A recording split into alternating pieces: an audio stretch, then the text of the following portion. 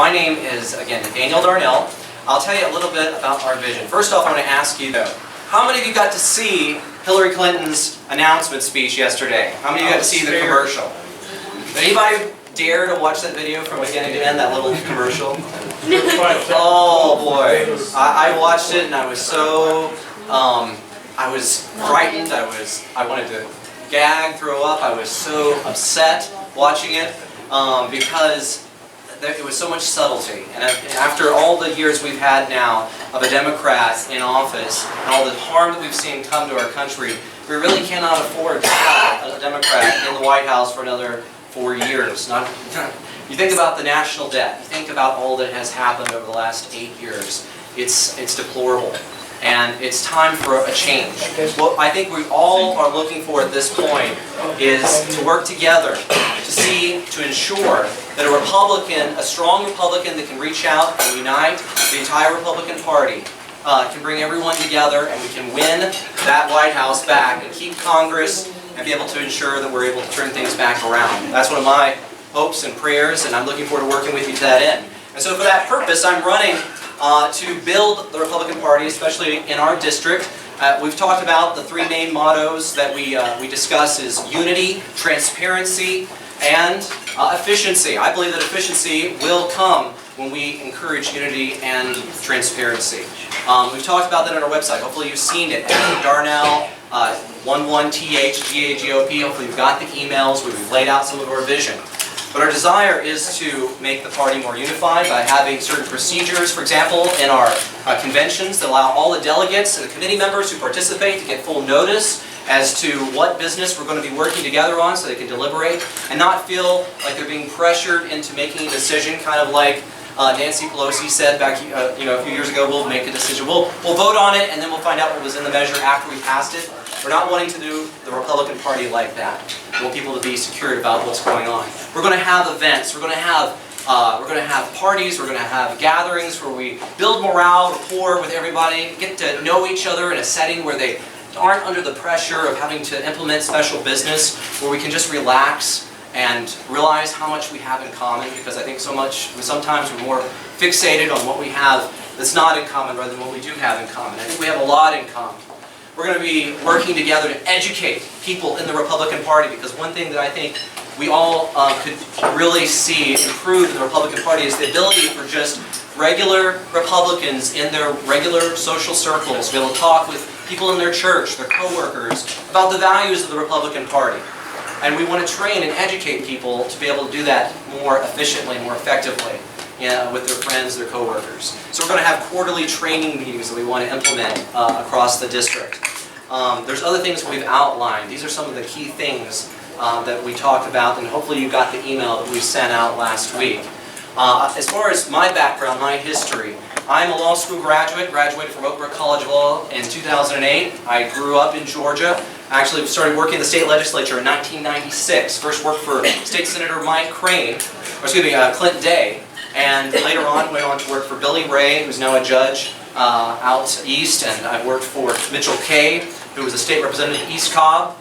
Worked for Mike Crane most recently, helped him get elected in 2012, and then worked as a legislative aide for him at the legislature. And while I was there, we discovered some things that were going on and helped remedy them. For example, I discovered while I was researching for Mike that the state of Georgia was funding through taxpayer dollars abortion services for state employees, and we were able to address that issue and make sure that no one was forced to pay for something that they believed was wrong against their will through taxpayer dollars. It's just one of the things that we accomplished, and there are many other things that I think we can accomplish as we work together for the Republican values that we all believe in. So thank you all for being here, and appreciate your time and your attention.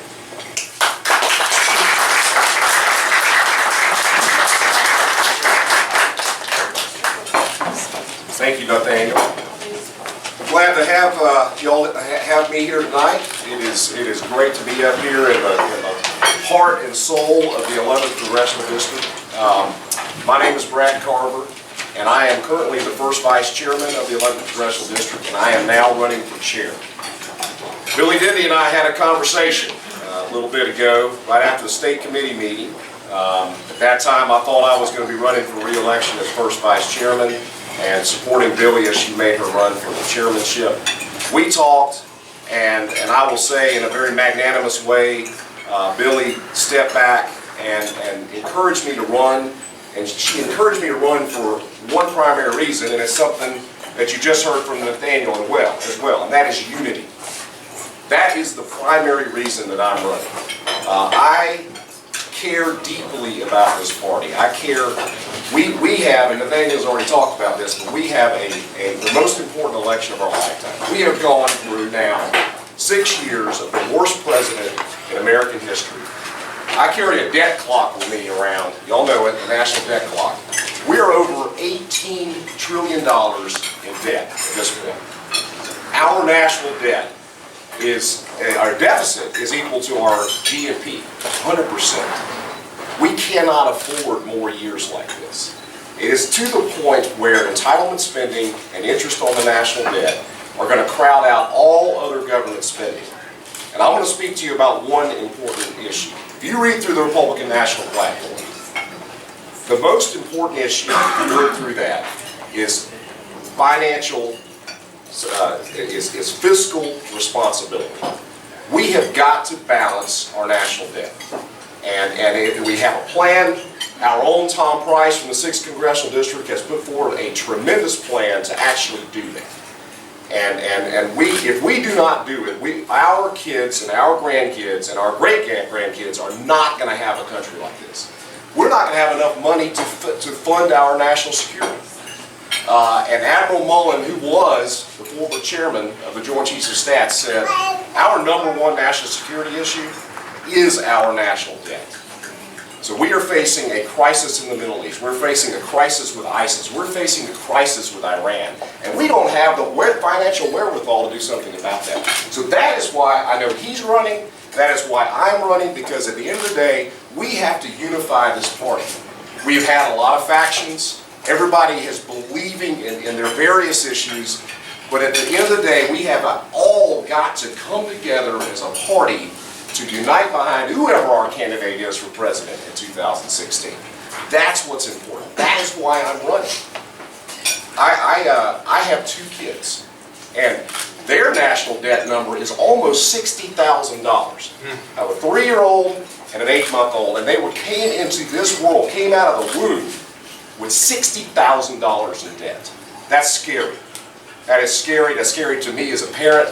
And I'm okay. I feel like my wife and I are going to have a financial security in our retirement. But I'm worried about them. I'm worried about their opportunities for job growth. That's why I'm here. That's why I'm running for office. And I have been working in Republican politics since I was in high school. I actually did a debate in 1988 where I was President George Bush. When he won that race, I went to Brookwood High School over in Gwinnett County. We got 92% of the vote. So I do know what it is like to live in a very Republican county like I'm standing in. Y'all are proud. I mean, listen, Cherokee County is fantastic. Cobb County is fantastic. Bartow County is fantastic. I'm down on your southeast corner. I'm down in the tip. And I can tell you, everybody in Fulton County, and I know Jim Garcia is here, we were so proud to be a part of this 11th Congressional District, to be in such a Republican district, and to actually have now bipartisan congressional representation of the city of Atlanta. So I am running to unify this party. I want to bring us all together, and I want to fight for our candidates. I ask for your vote. I will work hard for you. I think we're going to have a great team of officers. I certainly hope that Billy Dindy gets to be our first vice chair of events, and I know even Nathaniel was praising her for those abilities, and I think we owe you a debt of gratitude for what you've already done for us. Thank you very much for everybody, and I'm available for questions too. Okay, now to the hard questions. So, I'm going to start with you, Nathaniel. Okay. First point blank. Okay. As 11th District Chairman, what will your priorities be for the upcoming year? How do you plan to accomplish them? Thank you, Haley, and thank you also for helping organize this, and for everybody from Cherokee Republican Party who helped organize this. The first priority, I think, for the remainder of this year, we have a lot of really important, pressing business going into next year. Next year is going to be a hard year. It's a year where we're going to probably be under a lot of stress, and I think at this point in time, before we lead into that, we need to build rapport, we need to build relationships, we need to allow us to have a reservoir of good feelings going into next year. So one of the priorities would be to have our cookout, have our party that's open to the entire district, I mentioned earlier, where we can have an opportunity for folks to just get together, mingle, develop relationships, find out how much they have in common, so that when we get to the stressful moments, we already have relationships going into it. We're less likely to be suspicious of each other, less likely to be paranoid or angry with each other, and hopefully everything can just go much more smoothly. That's going to be one of my top priorities for sure. And just going out to the district, getting to know people. We're going to have our first few quarters of our educational meet and greets and training opportunities. I've spoken with some of you who presented ideas on how we could do that. We want, for example, Carolyn Garcia's got a great idea that she wants to implement about training people how to respond in a PR situation. We want to use that idea and many other ideas. We primarily want to equip our grassroots to be able to answer common questions that every common man can relate to. Not just to hit people over the head with a Republican Party banner or platform, but to be able to speak to people from their heart about values, about things that every person can relate to in their common everyday life, family, business, etc. That's pretty much what I'd focus on for the first part of the year. Thank you. And Brad, I'll repeat the question for you. So, and can all of y'all hear me? Am I not talking loud enough? You're good. Okay. So as 11th District Chairman, what will your priorities be for the upcoming year, and how do you plan to accomplish them? Well, my three parts of my message are unifying, inclusiveness, breaking the mold. Unifying is exactly the same as what Daniel's talking about. And I'll tell you, coming from the direction that I am, whoever our nominee is, they will have my full support, and I will encourage everybody on our leadership team to do that. Because at the end of the day, we have a competitive primary. We all know we do. The Democrats have already anointed their person just about.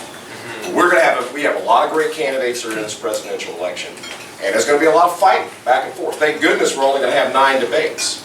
Thank goodness our national convention now is going to be in July, so the bloodletting will get done a lot earlier, and we can focus on bringing us all back together. But that is the job of the chairman.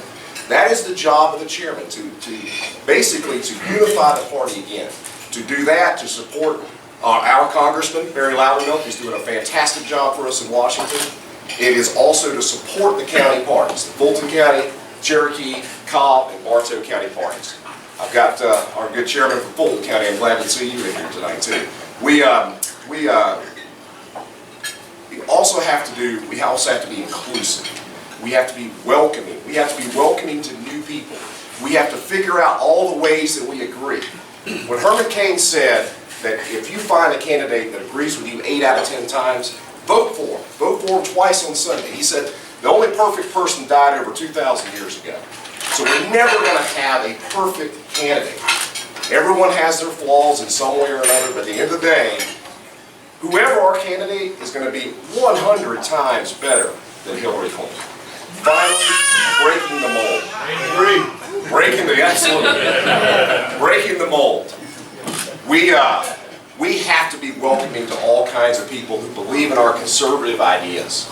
My wife started a program, did a panel with legislators, and we showed how our party is not just white male Christians. We have lots of people in this party, and we need to be welcoming as long as they believe in our conservative message. Thank you very much. And Brad, just let you know, next week's back so you're going to be first this time. All right. Alright, so what do you think the most important part of your role will be?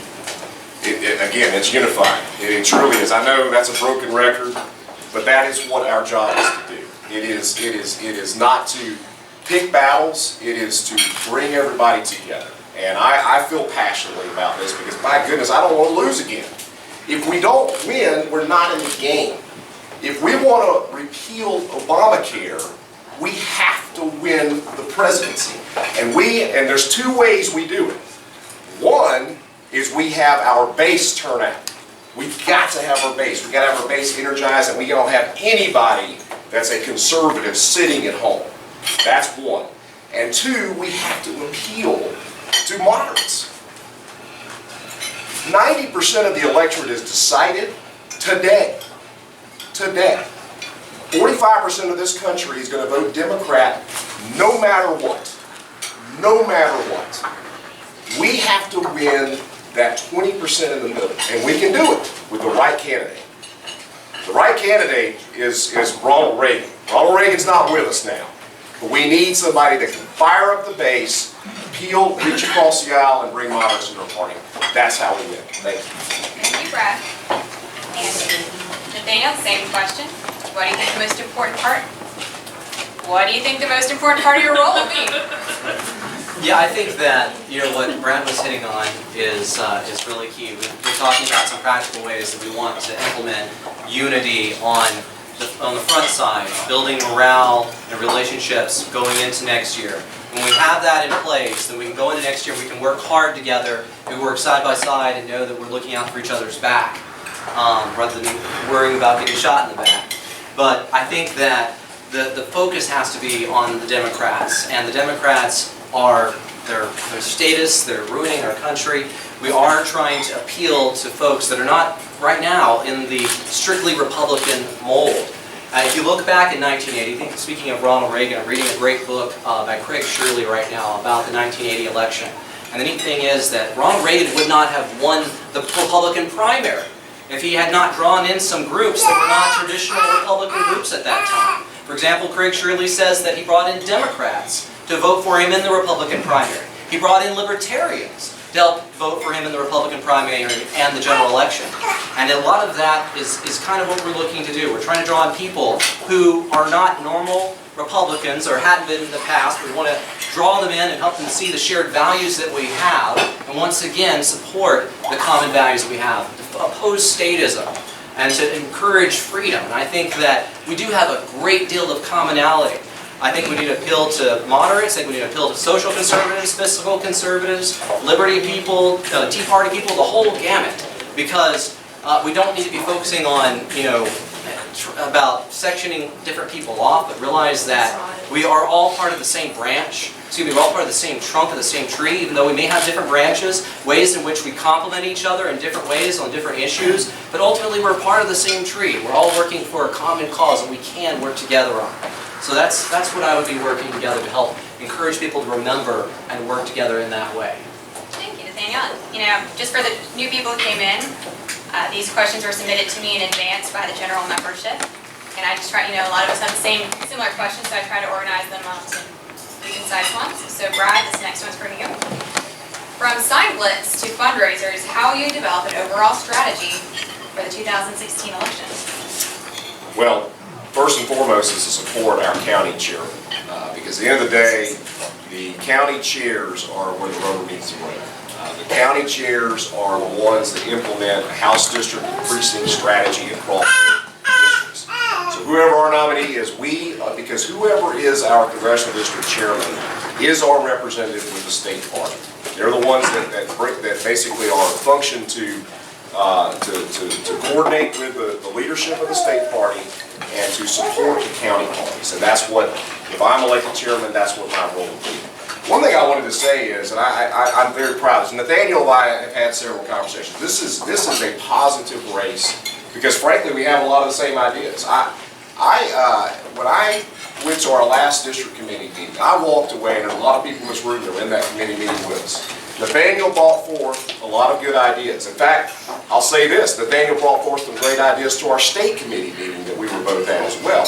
And I supported those ideas. And I supported those ideas with the district committee because we need to do it. We need to be transparent. We need to be open. We need to be inclusive. We need to do all those things that can help unify the party. It is important for us to do those things. That's why I supported him. And I walked away from that district committee meeting feeling very positive about the direction. Our chairman, Scott Johnson, has done a terrific job, and again, of unifying the party, bringing us all together. I want to continue that, and some of the ideas that Nathaniel brought forth were terrific. And that's what we need. We need to not have divisiveness. We need to figure out where we all agree and move forward together arm in arm. So thank you very much. And Nathaniel, I will give you 30 seconds if you want to have a rebuttal to that, just because. I don't know there's any purpose for rebuttal. Again, we have a lot of things that we agree on. Okay. Well, same question then. So from sign blitz to fundraisers, how will you develop an overall strategy for success in 2016? That's a great question, and I should mention too that because I used to work for several nonprofit organizations as well as some for-profit organizations, I've helped to raise money. I've been in a position where I had to raise money for various causes. In fact, in Powder Springs, I raised over $25,000 for an organization in less than 2 months, just a couple of years ago. So I have a track record of being able to raise money for organizations, and I would seek to bring that skill set, that insight to our 11th district as we have need. Obviously, we want to be able to support the Republicans in our party that are supporting what the platform says and encourage them in their fervency and their faithfulness. And so I think there's a lot of things we can do with extra fundraising and the different events we're talking about. We want to obviously encourage our candidates as they do well, help them win elections and things. So fundraising is key.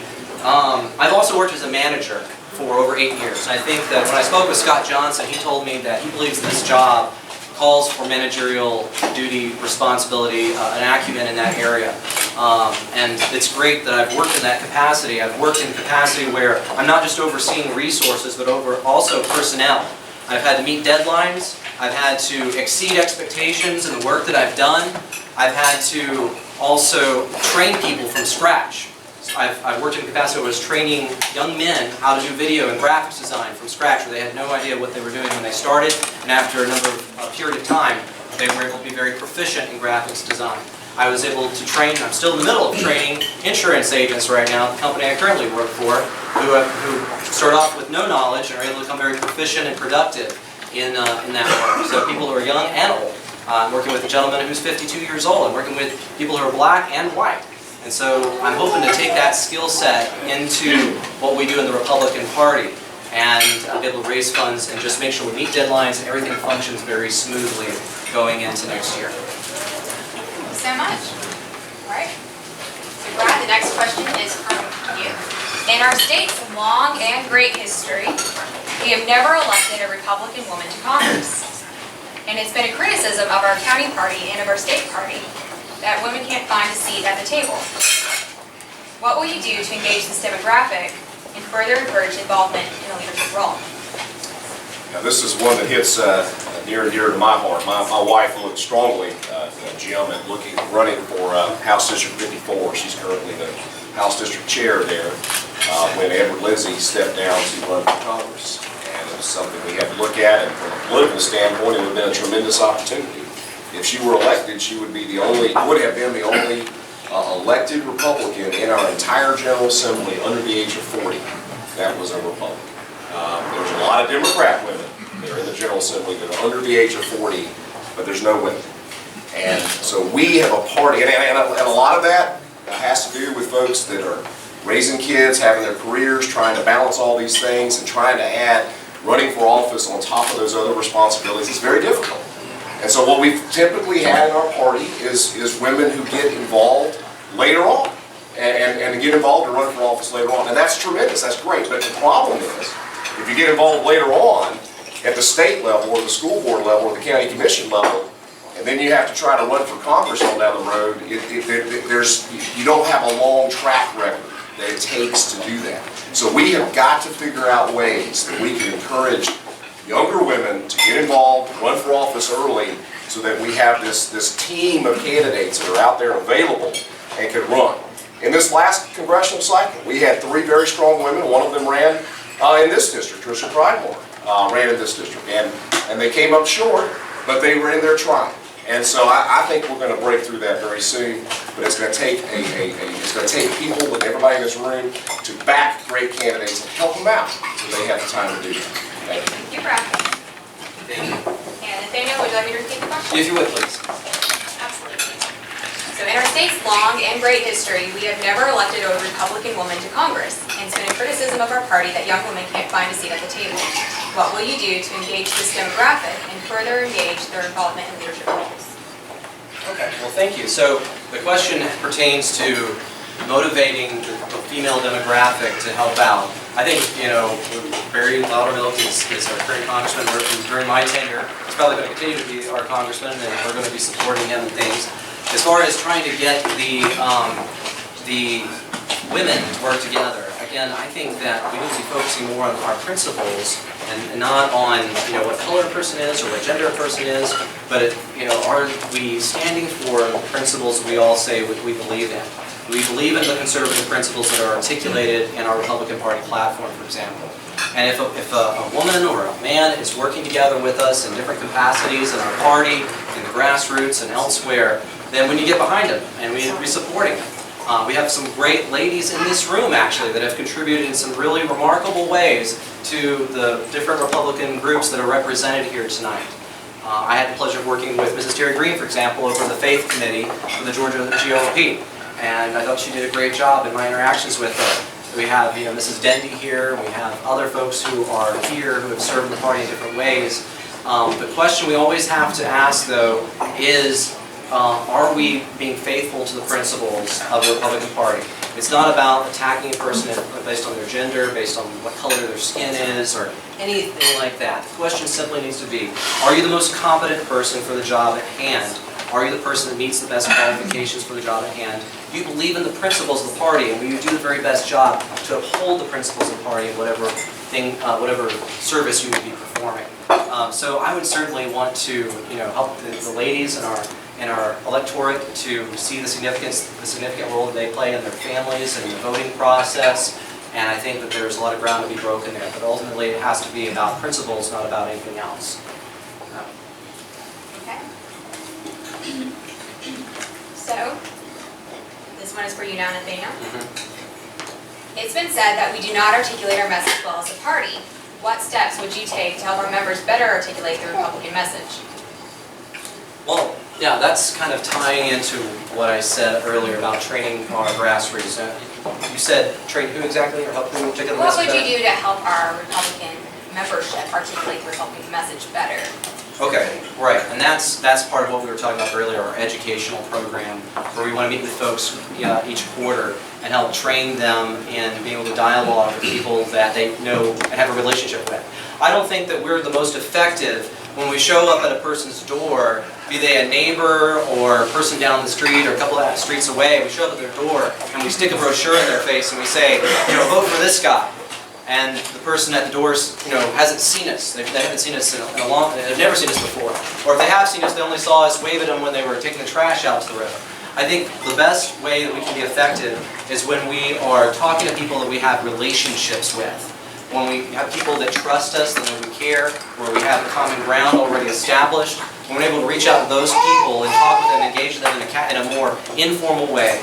I think that you still have the other, you still have the campaigning, you still have the going door to door, but I think that you're going to have a greater impact if you're able to engage with people on a regular basis. We're going to give people talking points on how to talk about values, about what's affecting your wallet, and help people understand why socialism, for example, is not a good idea, not just for me, not for you either.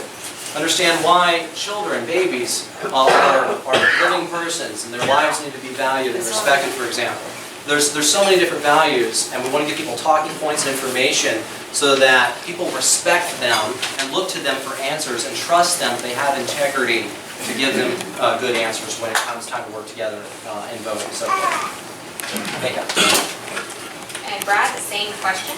So it's been said that we do not articulate our message well as a party. What steps will you take to help us better articulate that message? Well, I think there's two parts to this. I think there's a macro level and there's a micro level. And I will, first of all, do a shout out to some of our folks, Joel Graham, Trey Kelly, other folks that have been involved in our AYRs. The leadership of the AYRs, and when Trey was membership chair, Brian Lawrence, we got a lot of folks in here. But they were able to take that and grow it to the largest young Republican organization in the entire United States. And what the beautiful thing about, and if y'all haven't been to a meeting, I encourage you to go, because you walk in there, and I remember, I gave a speech there myself, and I was, prior to me speaking, Ashley Bell, who's commissioner from Hall County, came and talked about his conversion to the Republican Party. He was actually the first black elected official in the United States to switch parties after President Obama was elected. It was a powerful message. And what he told us in that room, he said he saw more diversity in one night in the Atlanta Young Republican than he ever saw in the Democratic Party. Because the Democratic Party is two parties. There's the white Democratic Party, and there's the black Democratic Party. And in some areas of the state, you have one, and in some areas of the state, you have another. But what he saw in that room was people of every race, gender, sexual orientation, religion, in one room, and they were in that room because they believed they were concerned about where this country's going. So we've got to replicate that. And I'll tell you again, another shout out to Nathaniel Darnell. Incredible social media. Now the Democrats have kicked our butt in social media. People like this have got it down. He's got a Facebook page, tweet, you name it. And the one thing that's going to happen in this race, no matter if I win or he wins, we're going to be supporting each other. And I know if I were to win this thing, you would be very powerful with your social media messaging. It's also micro. I'll say this very quickly. My wife is the queen of this. You've got to be able to, and this is exactly what he's saying, you've got to have your talking points down, and you've got to be able to sit down with somebody that's not involved in politics and give them the elevator speech why they should be involved. My wife brought a libertarian who had never been to a Republican Party event in her entire life to our county convention in Fulton County. She got to meet Tom Price, she got to meet Barry Loudermilk, she got to meet Johnny Isaacson, and she was so impressed. She realized we didn't have horns on our heads, and that we were nice, and that we had a great message, and she is now a Republican. And it takes everybody in this room doing it one person at a time. You've got to have the macro view, but it's also that micro, one-on-one personal contact. Thank you very much. Brad? And this will be my second to last question for you, but a floor question, so be thinking about your questions now. The 11th Congressional District stretches from Buckhead to Ball Ground.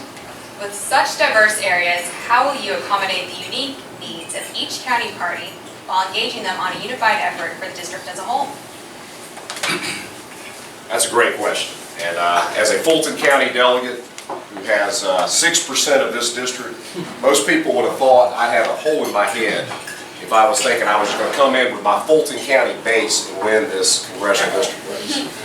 But I'll tell you, that's what it's not about. It's not about, and maybe in some sense, having the 6% part of the district and having the leader come from there is a good thing. And the reason for that is because I am all about unifying the party. I'm all about Cobb County, Cherokee County, Bartow County. And believe me, the folks in Fulton County are just happy to be at a seat at the table with y'all. I can promise you. We've been with John Lewis for years and years and years. It's been since the early 1970s that the city of Atlanta even had a Republican congressman. So believe me, we're just tickled to be in the room and in the table now. But it is a diverse district. It's an extremely diverse district. I'm from South Georgia originally. My family's all in agriculture. If y'all see me walking around, I normally have my Georgia growing pin on. Agriculture is the #1 industry in the state of Georgia. I have rural background. Well, there's parts of this district that can be quite rural. So I get that. I understand it. We have to focus on, again, what we agree on, and there is value that comes from everywhere. Let's be honest, Buckhead does have some money, and it's good to have those financial contributors, because at the end of the day, we got to have grassroots and we got to have money. And I think with this district and the strength that we have, and a 75% Republican district, it is a great place. Thank you. And Nathaniel, the same question. Oh. The 11th Congressional District stretches from Buckhead to Ball Ground. With such diverse areas, how will you accommodate the unique needs of each county party while engaging them on a unified effort for the district as a whole? That's a great question, one in the many. So we're definitely needing to, as a part of just the dialogue process, we need to have regular dialogue with all of our different county committee people. I would hope to have a meeting on a regular basis with the chairs of the Cherokee Committee, the Bartow Committee, the Fulton County Group, and Bartow, Fulton, Cherokee, and Cobb, all of them, Rose Wing too, and be constantly getting feedback on how we can help them, how they can help us, how we can continue to build unity, again, in relationships, and all we're doing is fight for the common cause that we believe in. So I think that's going to be key, starting right away. Not waiting around, even as soon as the convention is over, we need to start building those relationships going into next year so we can work together for a very smooth convention process and a smooth primary process, and then we can work together as a unified team in the general election. So I think that's, in a nutshell, what I would just say on that subject. Well, thank you. And this is our last question of the pre-submitted questions, and it's one I particularly like. It's a fun one. So this is for you. For me? Okay.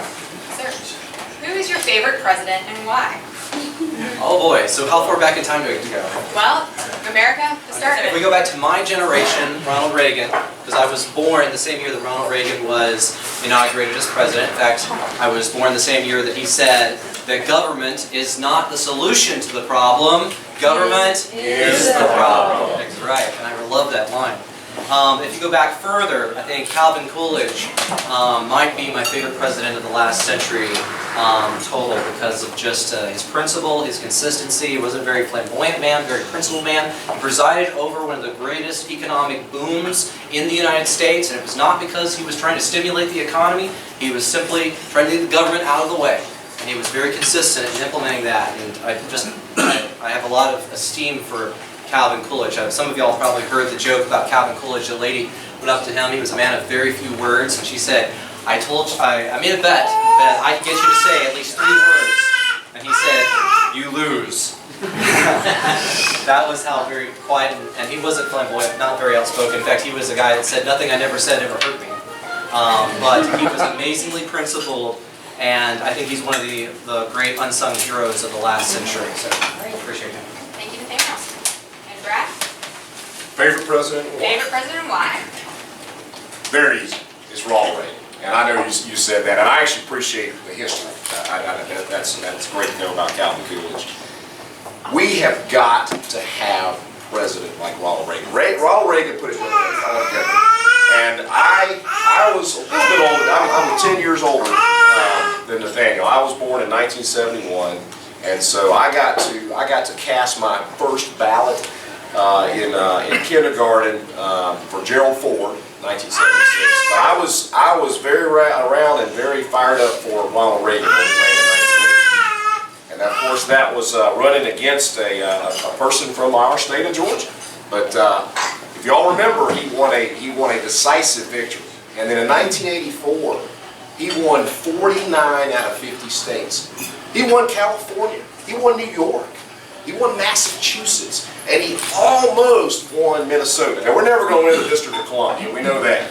That's why we, they don't need statehood. But we came as close to a clean sweep as we've ever had in American history. And why? Because we had somebody that he fired up the base, and he reached across the aisle. He brought the Reagan Democrats on board, and he built a coalition that is just to die for. We need something like that. And we've got a lot of great candidates in this race. At the end of the day, we've got to figure out who that person is that brings it all together, that can be our Ronald Reagan. I know Ronald Reagan's not around anymore, but he left a great legacy for us, and he left a great roadmap, and it can be done. Because we can get our base, and we get them fired up, we can get that other 20%, and it'll be a decisive victory, 60-40. That would be tremendous. Thank you very much. Thank you.